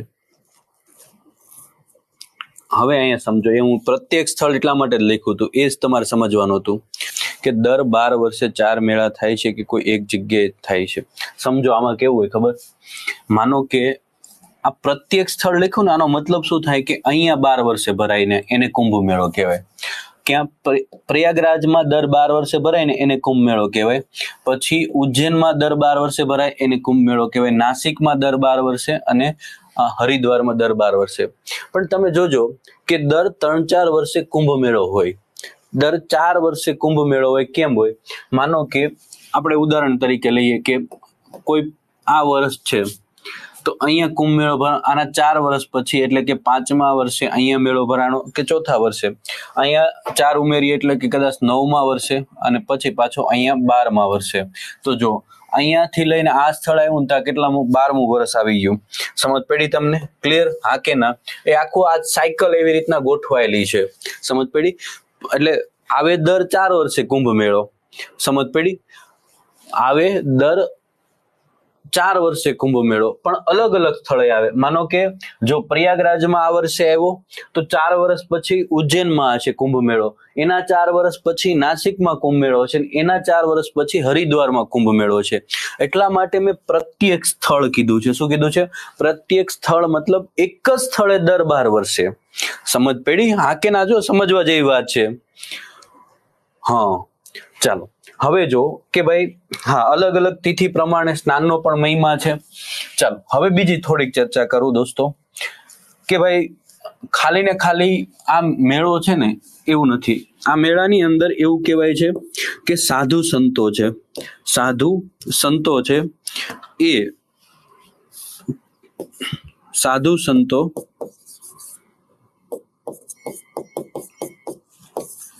અહીં રવેડી બાંધીને રહે છે અને કલ્પવાસ કરે છે. શું કરે છે? કલ્પવાસ કરે છે. હવે શબ્દ આવ્યો કલ્પવાસ. શું આવ્યો ભાઈ? કલ્પવાસ. કલ્પવાસ એટલે શું? કે ભાઈ સાધુઓ અને જે ભુવાઓ છે કે ભાઈ જે લોકો, સર ક્યારેક મિની કુંભ મેળો પણ વાંચેલ છે, એમાં શું હવે કઈ અલગ મેળો છે? આ એ અલગ મેળો છે. મિની કુંભ મેળો મતલબ એનો એવો થાય કે મિની કુંભ મેળાનું દરજ્જો કોને મેળો છે ભાઈ? તો મિની કુંભ મેળાનો દરજ્જો છે એ કોને મેળો છે? તો કે એ મેળો છે ભવનાથના મેળાને. કોને મેળો છે? ભવનાથના મેળાને શું મેળો છે? મિની કુંભ મેળાનો દરજ્જો. એ આપણા ગુજરાતમાં ભરાય. એ મિની કુંભ મેળો કે ને ભાઈ, એ તો આપણા ગુજરાતના મેળાનું બીજું નામ છે, ભવનાથના મેળાનું. ડન. હવે અહીંયા જોવો ભાઈ કે ભાઈ આ કલ્પવાસ એટલે શું? તો કે ભાઈ જ્યારે કોઈ મેળો ભરાય ને કુંભ મેળો, એ હંમેશાના માટે કોઈ નદીના કિનારે ભરાતો હોય. તો સાધુ સંતો છે ને 4 મહિના દરમિયાન અહીંયા એક ઝૂંપડી બાંધીને રહે છે. દરરોજ વહેલી સવારે 3-4 વાગે ઉઠી અને નદીમાં સ્નાન કરે છે. સ્નાન કરીને ફરી પાછા ક્યાં જતા રહે છે? એમની ઝૂંપડીમાં જતા રહે છે, રવેડીમાં જતા, એને રવેડી કહેવાય. રવેડીમાં જઈને ત્યાં શું કરે છે? સ્નાન કરે છે. આ જ્યાં સુધી કુંભ મેળો ચાલે ને ત્યાં સુધી દરેક સાધુઓ છે એ આવું કરતા હોય છે. એને શું કહેવાય? કલ્પવાસ કહેવાય. હવે બીજી વસ્તુ કે જ્યારે ગુરુ ગ્રહ સિંહ રાશિમાં હોય, ગુરુ ગ્રહ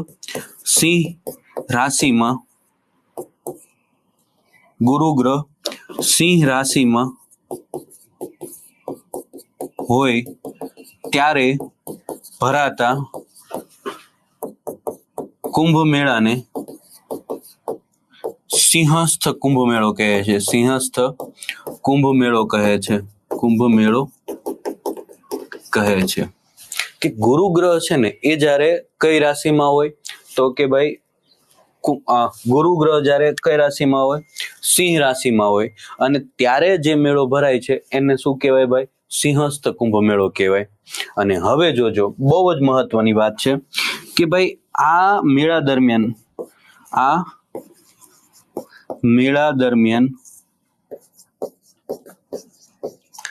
દરમિયાન અખાડાના પદાધિકારીઓ બદલાય છે. અખાડાના પદાધિકારીઓ બદલાય છે. આમાં ખબર ન પડી છે એ હું સમજાવું છું. અખાડાના શું બદલાય છે? પદાધિકારીઓ બદલાય છે. હવે તમે ખ્યાલ હશે કે ભાઈ સાધુ હોય ને, સાધુ એને બિરુદ મળેલું હોય. આવું તમે સાંભળ્યું છે કે કોઈ પણ સાધુ હોય ને શરૂઆતમાં પુંજ તરીકે ઓળખાતા હોય. પુંજ, આપણે કોઈનું નામ લે, હરદીપ ગીરી બાપુ. રેડી? આ હરદીપ ગીરી બાપુને તમે માનો કે 2001માં મળ્યા તો હરદીપ ગીરી બાપુ આગળ ખાલી પુંજ લાગતું. પછી તમે 2004-05માં મળો છો એને, 2004-05માં એને મળો છો તમે, તો એ જ હરદીપ ગીરી છે એને આગળ પછી શું લાગી ગયું? પરમ પૂજ્ય લાગી ગયું. પરમ પૂજ્ય હરદીપ ગીરી બાપુ. શું થઈ ગયું? હરદીપ ગીરી બાપુ થઈ ગયું. હજુ તમે એને માનો કે 5 વર્ષ પછી 2010માં તમે મળ્યા એને, 2010માં તમે મળ્યા એટલે એનું નામ પાછું બદલી ગયું કે પરમ પૂજ્ય ધર્મ ધુરંધર થઈ ગયું. શું થઈ ગયું ભાઈ? ધર્મ ધુરંધર હરદીપ ગીરી બાપુ. રેડી? એના પછી તમે 5 વર્ષ પછી મળો એટલે પછી આવું થઈ જાય કે ભાઈ 108 પપ્પુ ધધુ, મતલબ 108 પરમ પૂજ્ય ધર્મ ધુરંધર હરદીપ ગીરી બાપુ. પછી તમે થોડાક વર્ષો પછી મળો ને તો આ 108 નું 1008 થઈ ગયું હોય. તો આ સાધુઓની અંદર હોદ્દા આવે. શું આવે દોસ્તો? હોદ્દા આવે કે ભાઈ 1008, 108 પુંજ, પરમ પુંજ, ધર્મ ધુરંધર. સમજ પડી? તો આવા હોદ્દાઓ આવે. તો આ હોદ્દા છે એ બદલાય ક્યારે? તો કે જ્યારે કુંભ મેળો ભરાય ને ત્યારે એ અખાડાના જે સાધુઓ છે ને એના હોદ્દા બદલાય છે. માનો કે આ વખતે તમને ખ્યાલ હોય કે ભાઈ આપણા 4 વિદ્યાપીઠો છે એના શું હોય? ચાલો, શંકરાચાર્ય હોય. સમજ પડી? તો એ શંકરાચાર્ય દ્વારા અલગ અલગ લોકોને અખાડા પ્રમાણે શું આપવામાં આવતા હોય છે? તો કે હોદ્દાઓ આપવામાં આવતા હોય છે. તો આ જ્યારે કુંભ મેળો ભરાય ને ત્યારે એ જે અખાડાના સાધુઓ છે એના શું બદલાતા હોય છે? હોદ્દાઓ બદલાતા હોય છે. સમજ પડી? મેં તમને સમજાવ્યું એ. હવે બીજી વાત કરીએ દોસ્તો કે હિન્દુ ધર્મની આસ્થાનો સૌથી મોટો મેળો એટલે કેવો મેળો કહેવાય છે? તો કે કુંભ મેળો કહેવાય છે. અને એવું કહેવાય છે કે જ્યારે કુંભ મેળો ભરાય છે ત્યારે એવું કહેવાય છે કે હિન્દુ ધર્મના જેટલા પણ ધર્મની અંદર માનવાવાળા લોકો છે એ આ મેળામાં ભાગ લેતા હોય છે. આ વખતે 2024-25ની અંદર જે કુંભ મેળો ભરાણો હતો ને, અંદાજે 20 કરોડથી વધારે લોકોએ ત્યાં સ્નાનમાં, એને શાહી સ્નાન કહેવાય, શાહી સ્નાનોમાં ભાગ લીધું છે. અને 3 વર્લ્ડ રેકોર્ડ બન્યા છે. આ વખતે 2024-25નો જે કુંભ મેળો હતો એમાં 3 શું બન્યા છે ભાઈ? તો કે ભાઈ બનેલા છે વર્લ્ડ રેકોર્ડ. કયા કયા? તો કે ભાઈ પહેલો વર્લ્ડ રેકોર્ડ એવો બન્યો કે એક જ હેતુ માટે સૌથી વધારે વિશ્વમાં લોકો ભેગા થયા હોય તો એ કુંભ મેળામાં. હેતુ હતો ધાર્મિક, આસ્થાનો હેતુ હતો, અને ત્યાં 20 કરોડથી વધારે લોકો થયા. આટલા બધા લોકો ભેગા થયા અને છતાં પણ કોઈ અનિચ્છનીય ઘટના ન બની. મતલબ ક્રાઉડ મેનેજમેન્ટ માટે એક Guinness book of world record બને છે. અને આટલી મોટી સંખ્યામાં લોકો ભેગા થયા અને છતાં પણ ત્યાં સ્વચ્છતા જળવાઈ રહી. આ સૌથી મોટી વાત હતી.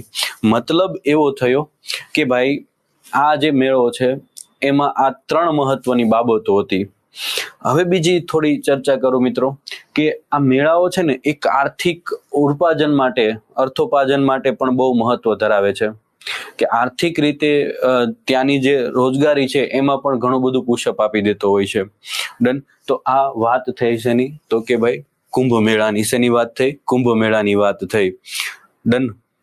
આ તમારે શું કરીને લખી લેવાનું છે ભાઈ? તો કે નોંધ કરીને લખી લેવાનું છે.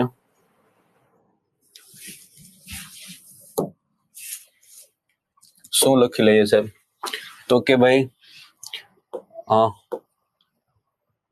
26 જાન્યુઆરી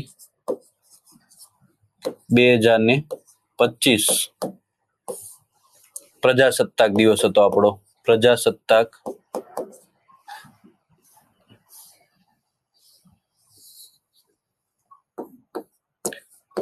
જાન્યુઆરી 2025 પ્રજાસત્તાક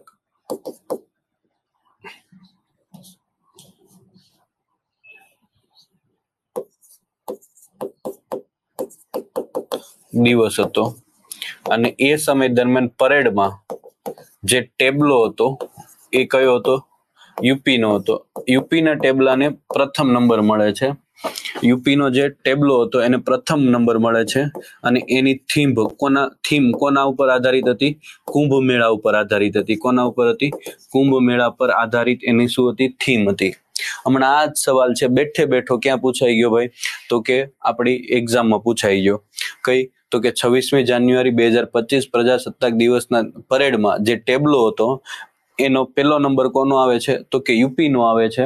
અને એ ટેબલાની થીમ શું હતી? કુંભ મેળાની થીમ હતી. કોની થીમ હતી? કુંભ મેળાની થીમ હતી. ડન. ચાલો, હવે તમને કોઈ પ્રશ્ન હોય, કોઈ પણ તમારા મનમાં સવાલ રહી ગયો હોય તો ફટાફટ પૂછી શકો છો. ચાલો, ત્રિવેણી સંગમની અંદર શું આવશે ભાઈ? ગંગા, યમુના અને લુપ્ત સરસ્વતી. ત્રિવેણી સંગમમાં કઈ કઈ નદી આવશે? ગંગા, યમુના અને લુપ્ત સરસ્વતી કહીએ છીએ આપણે એને. ડન. ગંગા, યમુના અને લુપ્ત સરસ્વતીનું ત્રિવેણી સંગમ. આ શું હતો? ભારતનો સૌથી મોટો ધાર્મિક મેળો હતો. જો અહીંયા લખ્યું છે મેં. શું કીધું? ભારતનો સૌથી મોટો. આ ભારતનો સૌથી મોટો કીધો. જો અહીંયા કીધું ભારતનો સૌથી મોટો ધાર્મિક મેળો હતો. ડન. હવે ગુજરાતના સૌથી મોટા ધાર્મિક મેળાની ચર્ચા કરીએ, પછી આપણે અલગ અલગ બીજા મેળાઓ તરફ જશું. ડન. ભારતનો સૌથી મોટો હતો. હવે ગુજરાતનો સૌથી મોટો ધાર્મિક મેળો. ગુજરાતનો સૌથી મોટો ધાર્મિક મેળો. મોટો ધાર્મિક મેળો. ચાલો, આપણા ગુજરાતની અંદર 3 મેળા ભરાય છે. આ તમારે યાદ રાખી લેવાનું છે. નોંધ કરીને લખી જ લેવાનું ભાઈ, કે જેથી કરીને એક્ઝામમાં પૂછાય ને તો તકલીફ ના પડે.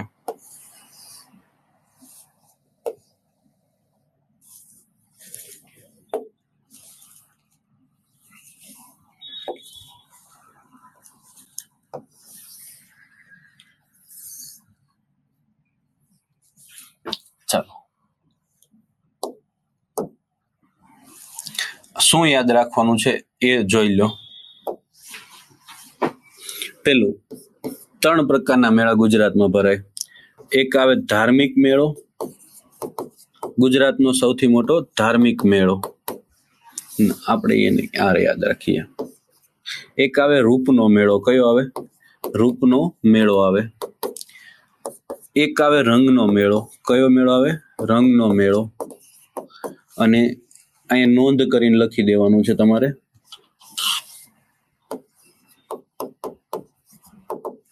એક કયો આવશે? રૂપનો મેળો. એક રંગનો મેળો આવશે ને એક ભક્તિનો મેળો આવશે. કેવો આવશે? ભક્તિનો મેળો.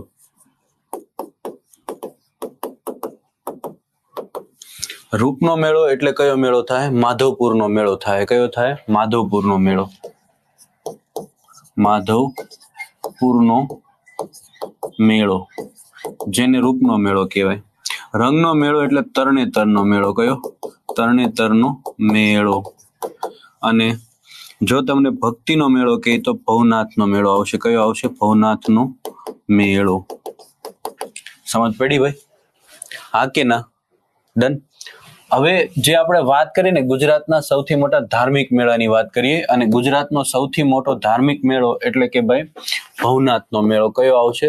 ભવનાથનો મેળો. ભવનાથનો મેળો.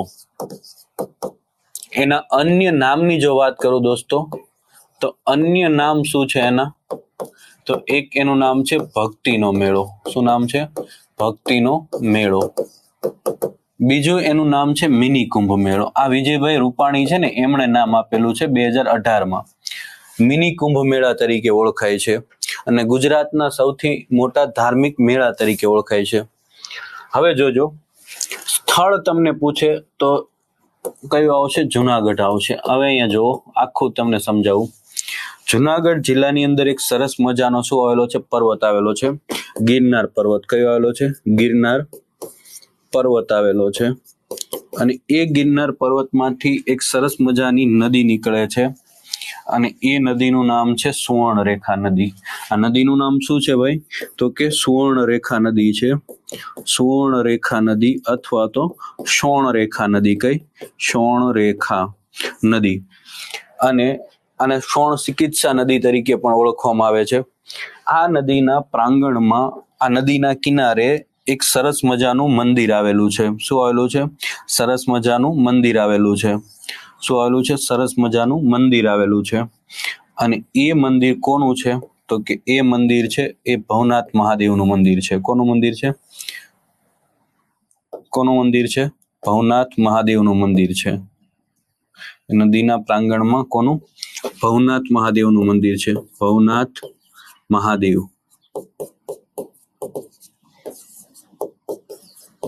કોનું મંદિર છે? ભવનાથ મહાદેવનું મંદિર છે. સુવર્ણ સરિતા પણ ના, સુવર્ણ રેખા તરીકે, સુવર્ણ સરિતા તરીકે ક્યાંય ઉલ્લેખ નથી જોવા મળ્યો. સુવર્ણ રેખા, સુવર્ણ ચિકિત્સા નદી તરીકે પણ ઓળખાય છે એને. ચાલો, અને સુવર્ણ રેખા નદી પણ કહેવાય છે. હવે અહીંયા ધ્યાન આપો. આ જે મંદિર મેં તમને કીધું, અને એના પ્રાંગણમાં, મતલબ એના આગળના ભાગમાં શેનું આયોજન થાય છે? ભવનાથના મેળાનું આયોજન થાય છે. ક્યારે? તો કે મહાવદ 11 થી મહાવદ અમાસ સુધી 5 દિવસ. પહેલા તો કેટલા દિવસનો મેળો છે? 5 દિવસનો મેળો છે. કેટલા દિવસનો મેળો છે? 5 દિવસનો મેળો છે.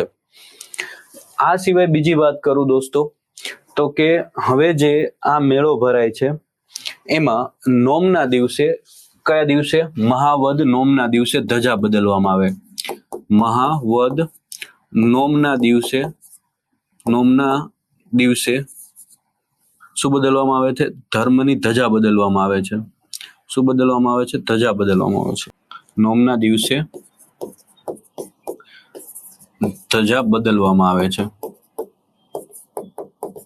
સવાલ પૂછાય કે ભાઈ આ ભવનાથ મંદિર ઉપર ક્યારે ધજા બદલવામાં આવે છે? તો મહાવદ નોમના દિવસે ધજા બદલવામાં આવે છે. હવે આ મેળાનો સૌથી મહત્વનો દિવસ એ છે તો કે મહાવદ તેરસનો દિવસ. શું છે ભાઈ? આ દિવસ એટલે મહાવદ તેરસનો દિવસ. અહીંયા શું આવેલી છે? દત્તાત્રેય ભગવાનની સ્થાનક આવેલું છે. શું આવેલું છે? દત્તાત્રેયનું સ્થાનક આવેલું છે. ત્યાંથી મહાવદ તેરસના દિવસે એક રવેડી નીકળે છે. ક્યારે? મહાવદ તેરસના દિવસે. આને મહાશિવરાત્રીનો દિવસ કહેવાય. કેવો કહેવાય? મહાશિવરાત્રીનો દિવસ કહેવાય. અને ત્યારે અહીંથી શું નીકળે છે? રવેડી નીકળે છે. શું નીકળે છે? રવેડી નીકળે છે. અને એ સમાપ્ત ક્યાં થાય છે? તો કે આ જે સુવર્ણરેખા નદી છે ને, એના ઉપર આગળ જતા એક શું આવેલો છે? રવેડી નીકળે છે. અહીંયા આ જે સુવર્ણરેખા નદી નજીક આગળ જતા એક મુરગી કુંડ આવેલો છે. કયો? મુરગી કુંડ આવેલો છે અને એ મુરગી કુંડમાં આ નદી શું થાય છે, આ રવેડી સમાપ્ત થાય છે. સુદર્શન તળાવના ઇતિહાસમાં લખેલ છે. કદાચ કહી શકાતી હોય, પૌરાણિક કાળમાં કહેવાતી હોઈ શકે ભાઈ. આ સુવર્ણ રેખા, આનો મતલબ શું થાય ખબર તમને? સરિતાનો સમાન, આ નદીનો સમાનાર્થી શબ્દ છે. સરિતા છે ને એનું સમાનાર્થી નદી થાય. નદીને સરિતા પણ કહેવાય, નિર્જરની કહેવાય, સ્ત્રોતસ્વેની કહેવાય. એટલા માટે નદી માટે સરિતા શબ્દ એને વાપર્યો હોઈ શકે છે. ડન.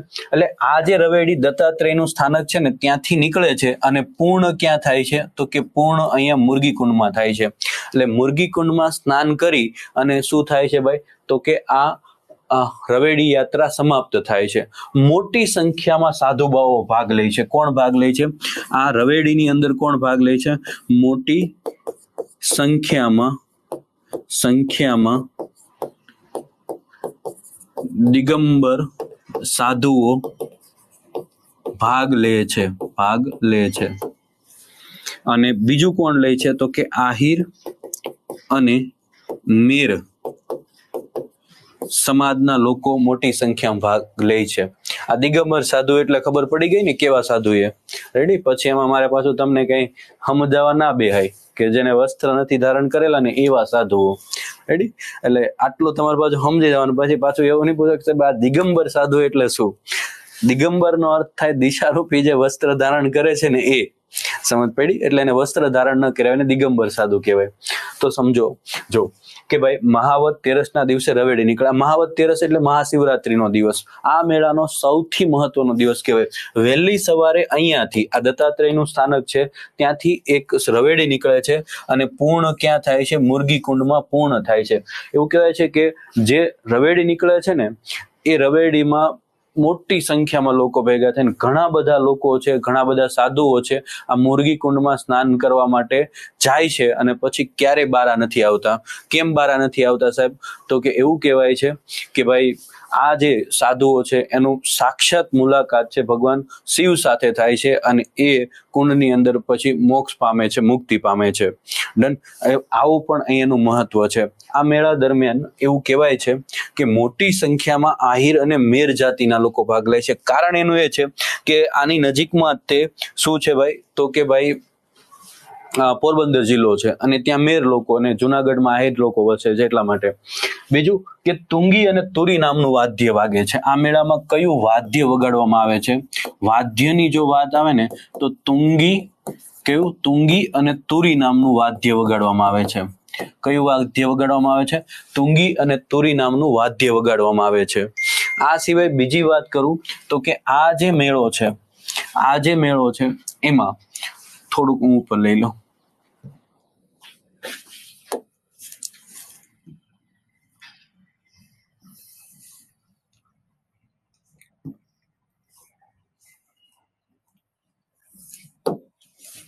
કયું વાદ્ય વગાડવામાં આવે છે?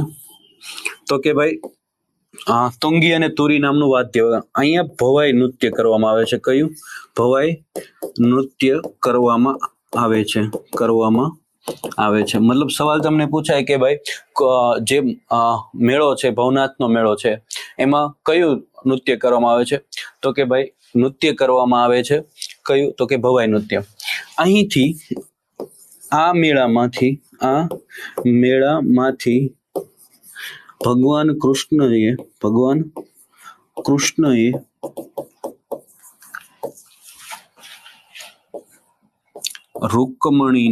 રૂકમણીજીનું તેના સ્વયં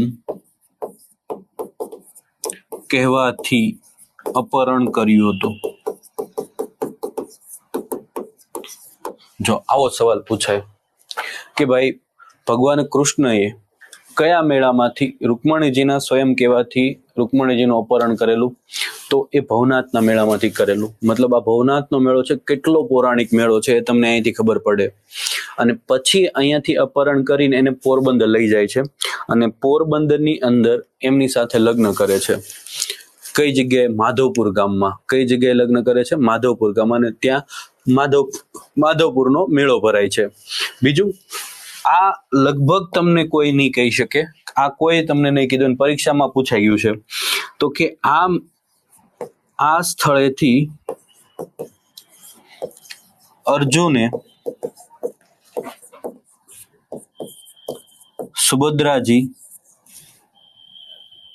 અર્જુનને સુભદ્રાજી સાથે પ્રેમ થતા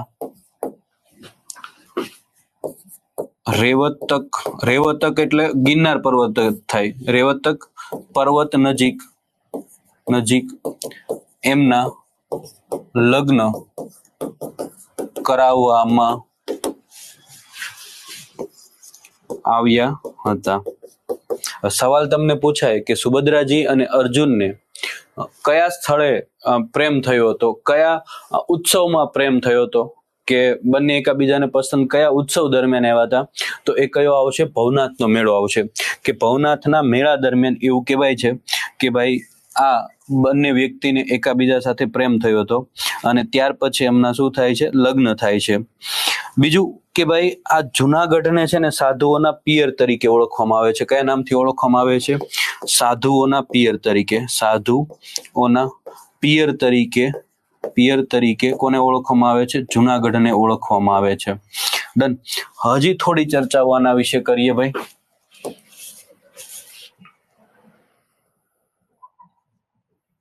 સાધુઓના પિયર તરીકે કોને ઓળખવામાં આવે છે? તો કે આ સ્થળને એવું કહેવાય છે કે જુનાગઢ છે ને, જુનાગઢ એને વસ્ત્રપૂત ક્ષેત્ર તરીકે પણ ઓળખવામાં આવે છે. કયા નામથી ઓળખવામાં આવે છે? વસ્ત્રપૂત ક્ષેત્ર તરીકે પણ ઓળખવામાં આવે છે. કેમ સાહેબ વસ્ત્રપૂત ક્ષેત્ર તરીકે ઓળખવામાં આવે? તો એની પાછળનું કારણ છે કે એક વખત ભગવાન શિવ અને પાર્વતી એ હવાઈ માર્ગે પસાર થતા હતા. હવે એ તો દેવી દેવતા હતા એટલે એની પાસે હોય બધી સુવિધા. પછી એવું નહીં કે સાહેબ તારે વિમાન હતા કે હેલિકોપ્ટર હતા, એવું બહુ ઊંડો નહીં વિચારવાનું. એ તો દેવી દેવતા હતા એટલે એના માટે કદાચ બધી સુવિધા હશે. એટલે હવાઈ માર્ગે જયારે પસાર થતા ને ત્યારે એવું કહેવાય કે માં પાર્વતીના કાનનું ઘરેણું છે ને એ પડી જાય છે. તમને બધાને ખબર છે ભાઈ કે ભાઈ જો પત્નીનું કોઈ પણ વસ્તુ ખોવાય કે પછી ખરાબ થાય તો એ લાવી દેવાની જવાબદારી તો કોની હોય? પતિની જ હોય. એટલે માતાના કાનનું ઘરેણું પડી જાય છે અને એ શોધવા માટે ભગવાન શિવ છે એ આ ગિરનાર પર્વત પરથી શું કરે છે? પરિક્રમા કરે છે. અને એટલા માટે આ વિસ્તારને વસ્ત્રપૂત ક્ષેત્ર કહેવાય છે. ભગવાન શિવે આ ગિરનાર પર્વત ફરતી પરિક્રમા કરેલી અને એટલા માટે અહીંયા જુનાગઢ ખાતે લીલી પરિક્રમાનું આયોજન થાય છે. શેનું આયોજન થાય છે? લીલી પરિક્રમાનું આયોજન થાય છે. ક્યારે? તો કે કારતક સુદ 11 કારતક સુદ પૂનમ દરમિયાન શેનું આયોજન થાય છે? લીલી પરિક્રમાનું આયોજન થાય છે. જો આ બધા સવાલો છે તમને એક્ઝામમાં પૂછાઈ શકે છે. ક્યાંક ને ક્યાંક ટ્વિસ્ટ કરીને પૂછી શકે છે. બીજી વાત કરીએ તો કે આ મેળાની અંદર એવું કહેવાય છે કે ભાઈ જે મેળો ભરાય છે ને એની નજીકમાં ભૃતુહરી છે, મુચકુંદ છે અને ગુરુદત્તની ગુફાઓ આવેલી છે, પણ એની ચર્ચા આપણે પછી કરીએ. બીજું મારો એક સવાલ હતો તમને કે ભાઈ ચલો મારો એક એવો સવાલ હતો ભાઈ કે ભાઈ આ જે મેળો છે એમાં તમને એવો સવાલ પૂછાય કે લીલી પરિક્રમા છે એનું આયોજન કયા મેળાનો ભાગ ગણી શકાય? ચાલો ઓપ્શનમાં તમને એક આપ્યું છે: સોમનાથનો કાર્તકી પૂર્ણિમાનો મેળો, ભવનાથનો મેળો, માધવપુરનો મેળો અને તરણેતરનો મેળો. તો શું જવાબ આવશે? ચાલો ફટાફટ જવાબ આપો.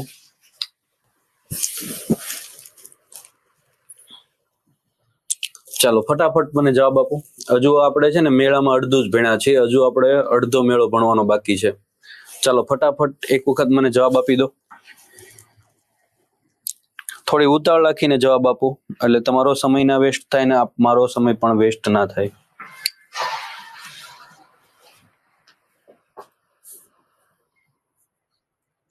ચાલો ફટાફટ. ના, તમે બધા ખોટા છો. એટલું વિચારો ખાલી દોસ્તો આ લીલી પરિક્રમાનું આયોજન ક્યારે થાય છે? તો કે ભાઈ કારતક મહિનામાં થાય છે. અને આ ભવનાથના મેળાનું આયોજન ક્યારે થાય છે?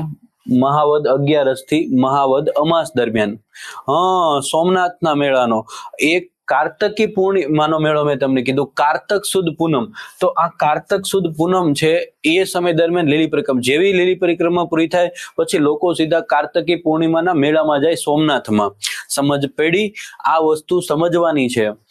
સમજ પડી? ભવનાથના મેળાનો ભાગ ના ગણાય. થોડી ટ્વિસ્ટ કરી અને તમારું શું થઈ ગયું? પ્રતિકભાઈ તરણેતર તો ક્યાંથી ઘૂસી દો. ચાલો, એ તો છે ભાદરવા મહિનામાં ભરાય. ચાલો હવે અહીંયા બીજી વાત. હવે આ મેળામાં જેટલું પણ મહત્વ નહોતું ને એમાં તમને કહી દીધું છે. હવે હું થોડીક જુનાગઢ વિશે ચર્ચા કરું. રેડી? કદાચ ભવિષ્યમાં જો ક્યાંય મેળ ના પડે તો ભાઈ આ સાધુઓનું પિયર ગણાય છે. તમારે ક્યારેક મુલાકાત લેવી તો લેજો. જુનાગઢની વાત કરીએ. જુનાગઢમાં જે આ સુવર્ણરેખા નદી નીકળે છે ને, ગિરનાર પર્વત છે, અને એ ગિરનાર પર્વતની તળેટીમાં તે એક શું આવેલો છે? તો કે કોટ આવેલો છે, જેને ઉપરકોટનો કિલ્લો કહેવાય. ઉપરકોટનો કિલ્લો કહેવાય. શું કહેવાય? ઉપરકોટનો કિલ્લો કહેવાય. એક કહેવત છે દોસ્તો. શું કહેવત છે? અડીકડીની વાવને નવઘણ કૂવો. અડીકડીની વાવને નવઘણ કૂવો, જેને ન જોયો એ જીવતો મૂવો. રેડી? હવે તમે જોયું કે ન જોયું મને ખબર નથી. ઉપરકોટનો કિલ્લો છે, અડીકડીની વાવ છે, એ પણ ક્યાં આવેલી છે? જુનાગઢમાં આવેલી છે. અડી અને કડી નામની બે બહેનો હતી. વાવ ખોદવામાં આવી. વાવ જે ઉપરકોટનો કિલ્લો છે એને પાણી પૂરું પાડવા માટે વાવ ખોદવામાં આવી, પણ વાવમાં પાણી ન આવ્યું. વાવ એટલે શું? તો કે પગથિયા વાળો કૂવો, એને વાવ કહેવાય. વાવ ખોદવામાં આવી પણ એમાં પાણી ન આવ્યું, એટલા માટે જ્યોતિષને બોલાવવામાં આવે છે. જ્યોતિષ પછી એવું કહે છે કે અહીંયા બે કુંવારી કન્યાઓનું શું આપવું પડશે? તમારે શું આપવું પડશે? તો કે બલિ આપવી પડશે, અથવા તો એમને આમાં હોમવી પડશે. અને ત્યારે બે દાસીઓ અડી અને કડી આ બંને પોતાના અહીંયા શું આપે છે? બલિદાન આપે છે. અને એના માનવાનું નામ અડી અને કડી પડે છે. અને અડી અને કડીની વાવ પાસે નંદા પ્રકારની વાવ છે. અડી અને કડી આ બંને બહેનોના નામ ઉપરથી વાવનું નામ પડ્યું છે. નંદા પ્રકારની વાવ છે. કેવી છે? નંદા પ્રકારની વાવ છે. અને આ જે વાવ છે ને દોસ્તો, એમાં કંગન ચડાવવાનું મહત્વ છે. અડી અને કડીને બંગડી, કંગન એટલે બંગડી ચડાવવાનું મહત્વ છે. પછી આવેલો છે નવઘણ કૂવો. શું આવેલો છે? નવઘણ કૂવો છે, એ પણ અહીંયા આવેલો છે. આ સુવર્ણરેખા નદી છે ને દોસ્તો, આ સુવર્ણરેખા નદી છે. આ સુવર્ણરેખા નદી ઉપર પછી બંધ બાંધવામાં આવ્યો અને એનાથી એક સરોવર તૈયાર થયું અને એનું નામ આપેલ છે સુદર્શન તળાવ. કયું નામ આપેલું છે? સુદર્શન તળાવ. રેડી? તો એ સુદર્શન તળાવ છે એનું પણ શું થયેલું છે? અહીંયા આવેલું છે સુદર્શન તળાવ. જો તમને મેળામાંથી સવાલ નહીં પૂછાય ને તો સુદર્શન તળાવમાંથી સવાલ પૂછાય. હવે અહીંયા ખાસ ધ્યાન આપજો, અહીંયા કન્ફ્યુઝ થવાની સૌથી વધારે સમસ્યા છે. ચલો, પ્રોબ્લેમ થાય છે. પેલું સૌથી પહેલા વ્યક્તિ આવે છે કોણ? ચંદ્રગુપ્ત મૌર્ય આવે છે. કોણ આવે છે? ચંદ્રગુપ્ત મૌર્ય આવે છે. અને એમના સુબા હતા કોણ? પુષ્યગુપ્ત વૈશ્ય. કોણ હતા? પુષ્યગુપ્ત વૈશ્ય. એમણે સૌથી પહેલા આ તળાવનું નિર્માણ કરાવ્યું. તળાવનું પહેલી વખત નિર્માણ કોણે કરાવ્યું? તો કે ચંદ્રગુપ્ત મૌર્યના સુબા પુષ્યગુપ્ત વૈશ્ય. આના ઉપરથી આપણને ખબર પડે દોસ્તો કે આ જે મૌર્ય કાળ હતો ને એમાં ચંદ્રગુપ્ત મૌર્ય હતો, એનું શાસન છે કે આપણા ગુજરાતના ગિરનાર પર્વત સુધી એટલે કે જુનાગઢ સુધી હતું.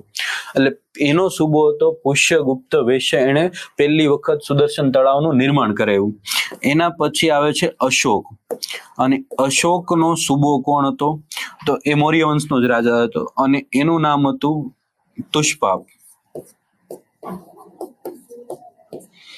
અને એમને તળાવનું શું કરાવેલું? સમારકામ કરાવેલું. સોરી, તળાવમાંથી નહેરો કઢાવી. શું કઢાવી ભાઈ? નહેરો કઢાવી.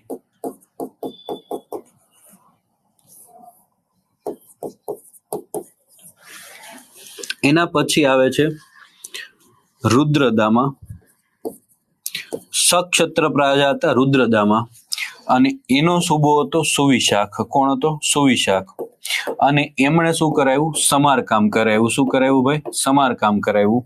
અને ત્યાર પછી આવે છે સ્કંદગુપ્ત. કોણ આવે છે? સ્કંદગુપ્ત.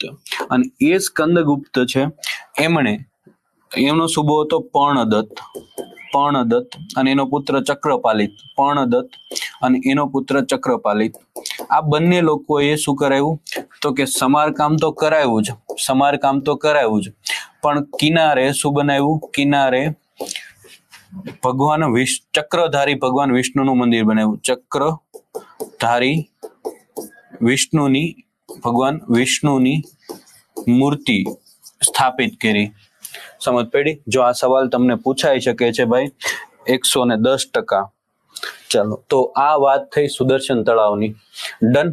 હવે આજે અહીંયા સુધી રાખીએ છીએ. ફરી મળીશું એક નવા લેક્ચર સાથે. Thank you. જય હિન્દ, જય ભારત, જય દ્વારકાધીશ.